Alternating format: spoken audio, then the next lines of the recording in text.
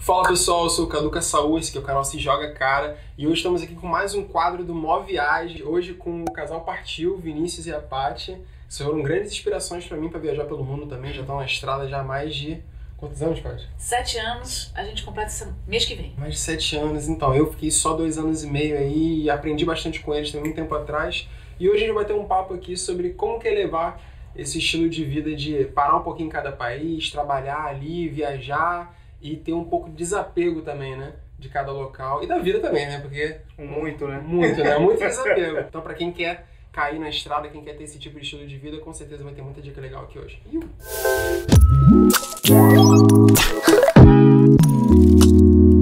Então, pessoal, para começar, apresenta um pouquinho o projeto Casal Partiu para a galera que está assistindo. O que vocês fazem, quanto tempo vocês estão viajando, quantos países já visitaram? Bom, a gente está nessa vida nômade há quase 7 anos. A gente já passou por 66 países, mais de 300 cidades. E muitas dessas cidades a gente ficou mais do que algumas semanas, às vezes até quase 3 meses, que é o tempo permitido para um turista ficar. Então a gente aproveitou bastante os locais que a gente visitou ao longo desses 7 anos. E quando foi que vocês decidiram cair no mundo assim? Por que vocês decidiram levar uma vida desse jeito? Cara, foi uma mistura de por acaso e planejado. Em 2009 a gente fez uma viagem rapidinha para Buenos Aires. E aí nessa viagem a gente gostou muito da cidade, se encantou na verdade, falou assim, pô, eu tive a ideia, né? Falei, Paty, a gente podia se mudar pra cá. E aí a Paty falou assim, pô, uma boa, por que não? Né? O meu trabalho já era todo remoto, o dela era parcialmente, a Paty era fotógrafa de casamento. Ela pode até falar um pouco de o que ela teve que adaptar, né, para poder viabilizar isso. Naquela época, eu tinha casamento assim, todo final de semana no Rio de Janeiro. Então, quando ele me fez a proposta, eu pensei, não, então dá para ajustar. Eu posso fazer 1 ou 2 casamentinhos, faço um bate e volta no Rio de Janeiro e dá para morar em Buenos Aires. Não precisava fazer tantos casamentos, eu teria uma vida mais sustentável. Seria suficiente para me manter em Buenos Aires, já que naquela época o câmbio era favorável pra gente. Sim. Por que vocês queriam para Buenos Aires? Cara, porque a gente gostou mesmo. Gostou, A gente já, assim, a gente morava em Niterói, né? E era muito bom. A gente morava num apartamento legal, tinha uma galera que trabalhava com a gente todo dia lá no apartamento. Era uma vida muito boa, mas era assim, a gente estava sempre no mesmo lugar e quase não saía, né, de casa. E a gente já estava também há muito tempo morando, enfim, em Niterói. Sei lá, queria alguma coisa diferente. E a gente sintonizou muito com Buenos Aires. E aí, por conta disso, ela, né, gostou da ideia, vamos mudar. A gente passou 2010 inteiro nesse processo de fazer a mudança propriamente. Então vender as coisas, doar o que não conseguiu vender. E como é que foi essa primeira vez lá em Buenos Aires, né, lá na Argentina, de ter que levar essa nova rotina, de chegar e trabalhar num local novo e se programar, né, naquela questão que a gente estava falando, de você também quer aproveitar o local, você também quer passear, você também quer curtir. Você não tá até de férias, tem gente que acha que nômade digital tá de férias, você não tá de férias, tá trabalhando. Como é que foi se adaptar nisso na primeira vez? Então, na verdade, a gente rolou um negócio meio louco, porque a gente foi com a ideia de morar em Buenos Aires e a gente nunca acabou fazendo isso. A gente chegou lá meio que já comecinho de verão, falamos assim, Paty, vamos fugir do verão daqui também, vamos para Bariloche, a gente fica lá durante o verão, aí a gente volta no outono e aí se estabelece de vez. E aí até por conta dessa história de ir para Bariloche é que a gente acabou virando nômade, porque a gente chegou lá só com uma mala, né, os equipamentos, a gente naquele momento não tinha nada que prendesse a gente. E de repente eu estava lendo um livro, que era um livro que, entre outras coisas, acabava falando desse pessoal meio louco, assim, que não tem casa, fica viajando. Então a gente nunca tinha ouvido falar disso. Sim, então ali era só mudar para Buenos Aires. O livro era o The Art of Non-Conformity, do Chris Guillebeau. Não, do Tim Ferriss, do 4-Hour Workweek. É um livro que eu tinha lido 2 anos antes e foi muito útil para eu fazer o meu sistema. O sistema que acabou virando... gerou independência, né, que gerou a minha independência, exatamente. E você, Paty, eu vi no seu TED Talk você falando sobre essa transição de carreira, né, que você teve que largar uma notoriedade que você já tinha aqui no Rio de Janeiro, né? Essa mudança para ser nômade, eu já fiz meio que uma preparação para o que vinha em seguida, alguns anos depois, porque eu não achava que eu ia ter que largar a carreira de fotografia de casamento. Porque até 2014, o que a gente fazia, né? A gente, nessa época de Bariloche, a gente resolveu ser nômade, a Vivi fez a proposta pra mim. Aí eu falei, pô, vambora, eu faço um outro ajuste na minha carreira, no meu mercado de casamento, boto todo mundo concentrado no período do ano, vou ao Rio de Janeiro, faço aqueles casamentos todos em 7, 3, 4 meses, e o resto do ano eu fico viajando e fico tratando foto, fico fazendo os álbuns. Então, assim funcionou até a final de 2014. Quando aí, então, eu falei assim, beleza, já tá na hora de procurar uma terceira carreira, porque antes de ser fotógrafa eu era analista de sistemas de uma empresa de telecom aqui no Rio. E foi aí que deu ruim. Deu ruim porque eu imaginei que ia ser fluido, que fosse ser fácil, assim, mais uma mudança na minha vida, porque já tinham sido tantas outras. Tão radicais também. Tão radicais, né? Só que existia um ponto fraco ali e eu não tinha identificado antes. Essa coisa de, depois de você achar que você é alguém, né? Ter um status, assim, e era fotógrafo de casamento, né? Todo mundo desconhece, trabalho na parte.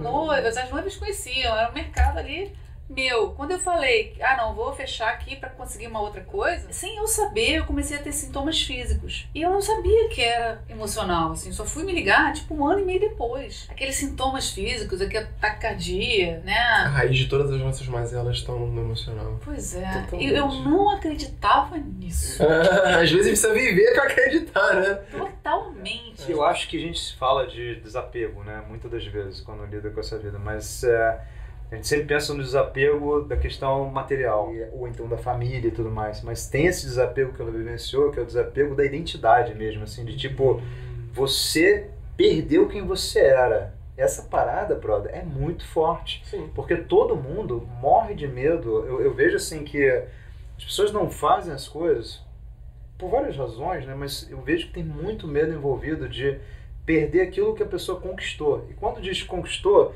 sempre diz assim, porque ela conquistou o carro, a casa, a carreira. A carreira. Mas carreira... sabe o que ela conquistou?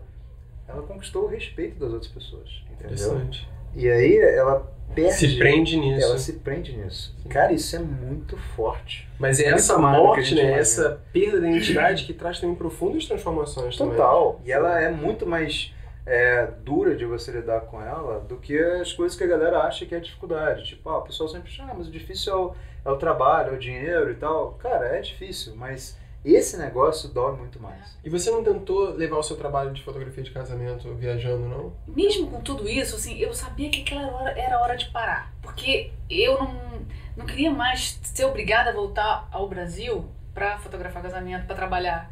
Eu queria poder ter mais liberdade ainda. Eu queria continuar viajando. Porque essa vida nômade, ela tem lá seus desafios, mas ela é muito legal.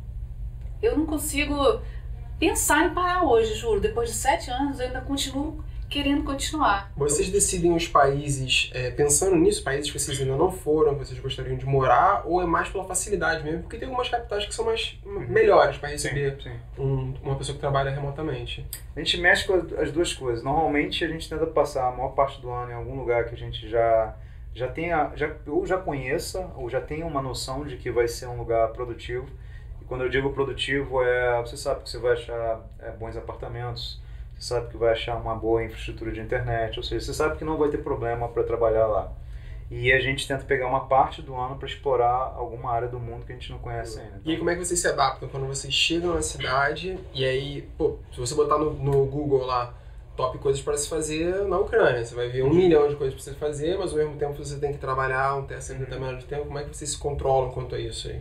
Eu acho que a gente tem que mencionar uma diferença grande que existe de você ser nômade versus viajar, como por exemplo uma pessoa que tira férias e de repente vai viajar 1 mês só no ano. Porque quando você tem pouco tempo, você tem aquele desespero de conhecer tudo. Você precisa, porque você sabe que não vai voltar ali tão cedo, se é que você vai voltar alguma vez na vida. E quando você está vivendo essa vida mais nômade, você sabe que possivelmente você vai voltar, se você quiser. Então, você está viajando mais devagar e você também tem mais calma. Então, a gente tem, sim, essa vontade de ir para a rua, de fazer as coisas, de descobrir, mas é um pouco compensado pelo fato de que, eu vou ficar aqui mais dias, a gente pode fazer um pouquinho de cada vez. Eu gosto de olhar também, pensar que o fato de estar num país novo já é viajar. Totalmente. Assim, a gente esquece disso, né? Que, por exemplo, quem é nômade, quem é freelancer, né?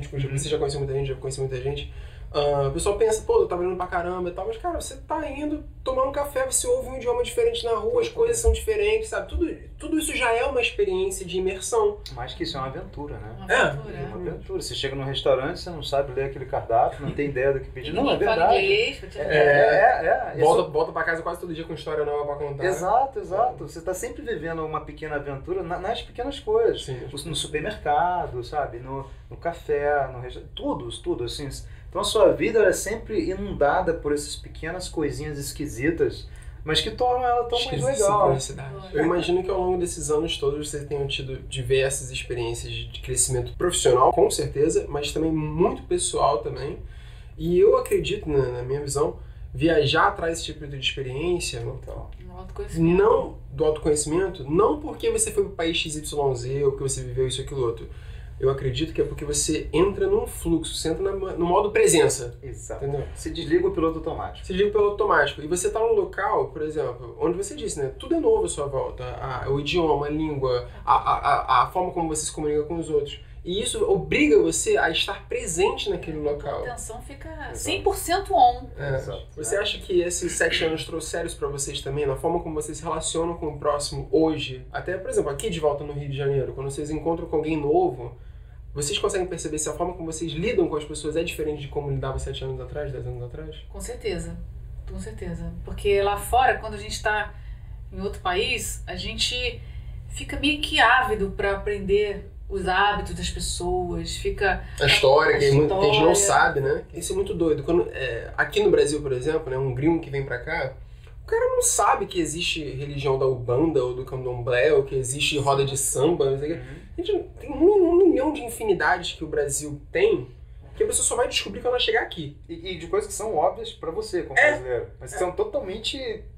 Ele não faz a menor ideia que o negócio existe. E é a mesma coisa pra gente quando vai pra um lugar novo. Aprender e ter contato com pessoas de religiões que muitas vezes a gente não teria nenhuma oportunidade pra isso. E descobrir que aquela pessoa é legal pra caramba, sabe? Independente, né, da religião ou do país. Sim. A gente viveu uma história, eu acho assim, que você começa a ver o mundo com os olhos de outra pessoa também, né? E isso é realmente fascinante. E a gente teve uma história que foi quando a gente estava na Índia, que a gente alugou um quarto numa casa de uma família lá em Delhi, e a gente um dia acabou conversando lá com a dona da casa sobre a questão dos casamentos arranjados, que já que 70% dos casamentos na Índia são arranjados, e é algo que na nossa cultura é completamente impensável, assim, né? Não tem como pensar num negócio desse. Então a gente perguntou para ela o porquê dessa cultura. Inclusive na casa dela, ela tinha um casal de filhos, né?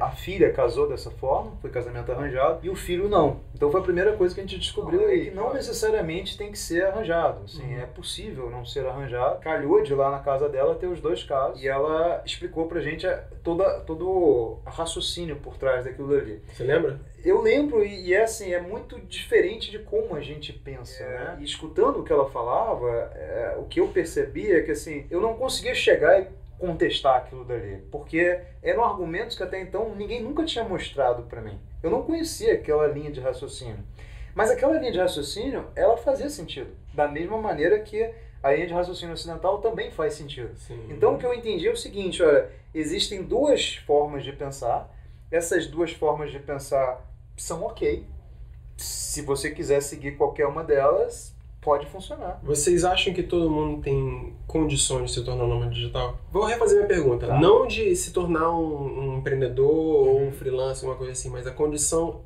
social, emocional de viver uma vida como a de vocês. Eu tive essa experiência e eu voltei porque eu quero ter coisas aqui, quero tocar projetos novos aqui no Brasil, e gosto muito daqui, mas já tô sentindo vontade de viajar, mas vou viajar pelo Brasil mesmo, mas gosto muito daqui. Tenho vontade, no final, assim, até que a gente estava tendo essa conversa, tenho vontade de ter uma casinha um dia, que eu vou ter minhas hortinhas lá, eu vou falando da minha comida, enfim, tenho vontade de fazer essas coisas. Então isso conflita com a ideia de, não, vou largar tudo e vou cada hora ficar 3 meses no local, não vou criar raízes no local, né? Eu acho que são perspectivas de vida mesmo, né, que pessoas diferentes têm. O que vocês acham sobre isso? Vocês têm esse tipo de coisa? Eu diria que tem algo além, que assim, são momentos de vida, né? Porque isso é muito importante também. Eu acho que cada um tem um momento diferente. Então, não é que se a pessoa pode ser nômade ou não, eu acho que tem pessoa que não está no momento dela ser nômade. Talvez num outro momento vá ser e assim por diante. Porque, por exemplo, no nosso caso, a gente já viveu muito tempo numa casa juntos. A gente já está há muito tempo juntos. A gente já é um casal. Então, pra gente, tem várias coisas que a gente já realizou em que agora viajar faz sentido para nós. De repente, para uma outra pessoa que não passou por isso daqui, mas que gostaria de passar por isso aqui, vai fazer sentido para ela fazer isso primeiro. E talvez um dia faça sentido ser não. Ou o contrário, ela acha que justamente porque ela ainda não casou, não tem, vai ser um momento bom para ela fazer isso agora, mas depois ela quer pegar e fixar raízes, entendeu? Sim. Então, momento é muito importante também. E as pessoas têm momentos totalmente diferentes umas das outras, sim, entendeu? E quanto à família também, não passa pela cabeça de você essa coisa de, pô, meus pais, meus tios, meus irmãos, sei lá, quero levar eles comigo, ou preciso voltar aqui de tempos em tempos para refazer os laços, né? Como é que fica essa relação? Bom, na verdade, o nomadismo só me ajudou a ter uma relação melhor com a minha mãe. Eu sempre tive uma relação ruim com ela. E tinha vários problemas, assim, eu levava ela muito a sério. E eu, às vezes, eu não entendia que o que ela só precisava era, de repente, de um ouvido, sabe? Um carinho aqui. Dá amor. Mas eu não sabia disso, né? Eu precisei fazer muitos anos, muitas décadas, né? Sim. Até entender que, não, minha mãe realmente precisa só de carinho.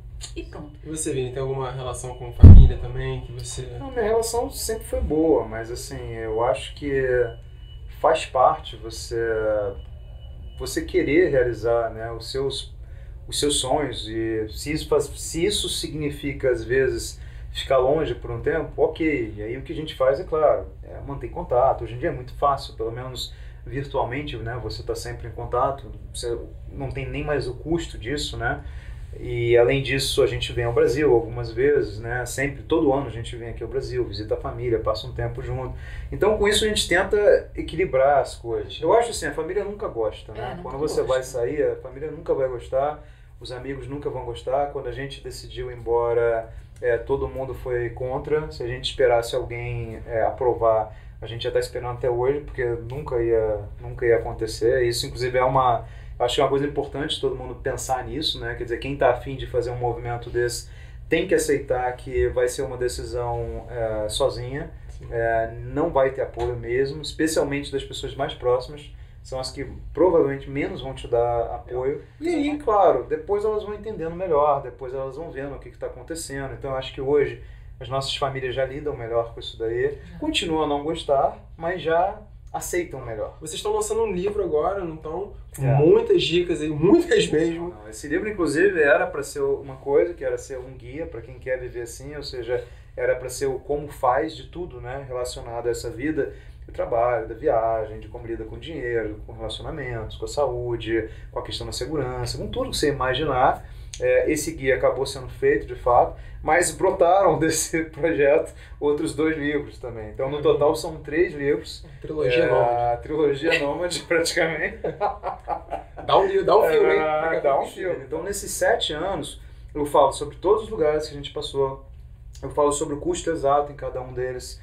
Eu falo exatamente... aliás, o livro é totalmente digital, né? Então, é um livro lotado de links. Tem links para todos os apartamentos que a gente já ficou até hoje, todos. Então a pessoa pode ver a foto de cada lugar que a gente ficou, a explicação de por que a gente escolheu aquele lugar, tudo assim. Então é um negócio que é uma referência, eu acho, fundamental. Para quem vai viajar, ele vai poder olhar para aquilo dali, olhar para os números e falar assim, não, isso aqui, esse lugar aqui vai caber no meu bolso. Sim. Poxa, esse apartamento aqui, esse tipo de apartamento que eles pegaram lá nesse lugar é legal, vai caber bem no que eu estou querendo e assim por diante. Tudo isso, no final das contas, é um livro dentro do qual tem 3 volumes diferentes. Entendi. Então esses 3 volumes são bem diferentes um do outro, mas eu acho que eles completam um conjunto que é muito legal. Como é o nome do livro e como o pessoal faz para poder ficar sabendo do lançamento? Beleza, então o livro chama-se Nômade Digital, simplesmente. Vocês vão poder encontrar informações sobre ele no site nomadedigital.com.br, assim como no nosso próprio site, casalpartiu.com.br.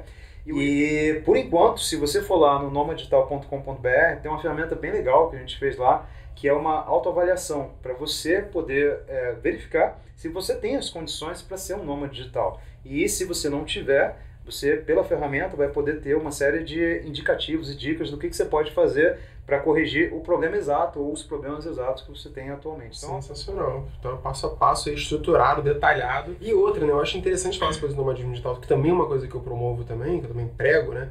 Porque eu acho que é uma tendência. Cada vez mais as empresas estão recrutando pessoas pela internet, Sim. tem mais oportunidades pela internet. Então, para quem hoje, né, já está começando a se movimentar para querer trabalhar remotamente, já está na frente de muita gente. Total. Já tá na frente de muita gente. Total. Então vai ser uma tendência de mercado, já é uma tendência de mercado e vai crescer. Hoje em dia, na verdade, qualquer trabalho que você faça, por exemplo, num escritório, você pode fazer remotamente. Exato. A única razão pela qual isso não está ainda em todas as empresas é porque as pessoas demoram para mudar de hábitos. Só por causa disso. Por causa de costumes e assim por diante. Mas é inevitável, assim, isso vai mudar naturalmente. Ninguém aguenta mais ficar perdendo horas em trânsito para chegar no trabalho. Você não precisa ser nômade, mas assim, se você puder pelo menos às vezes trabalhar em casa ou trabalhar de um café, gente, isso é liberdade. Liberdade, assim, não precisa. Beleza, pessoal. Muito obrigado pela presença de vocês, pelo tempo de vocês, a gente poder ter essa conversa aqui, compartilhar no canal. Gente que agradece. Um prazer estar conhecendo vocês pessoalmente, poder estar compartilhando aqui o nosso conhecimento, né, desse estilo de vida, essa coisa muito doida aí que a gente já viveu e que vocês continuam vivendo, mas por enquanto eu dei um break. Mas eu estou bem feliz de ter tido essa conversa com vocês e poder compartilhar isso. Beleza? Para quem estiver assistindo, se vocês gostaram, se vocês têm algum insight, alguma coisa a compartilhar, não esquece de escrever aqui embaixo nos comentários. Se quiser acompanhar o livro deles, lá, nomadigital.com.br. Isso. Se inscreve no canal se não está inscrito. Dá uma olhada no canal deles também. Fotografia da Paty no Instagram, sensacional. Casal Partiu. Arroba Casal Partiu. Arroba Casal Partiu. Segue lá também. E deixa um joinha também, não esquece não, tá, pessoal? Se inscreve aí. Um abraço e até a próxima.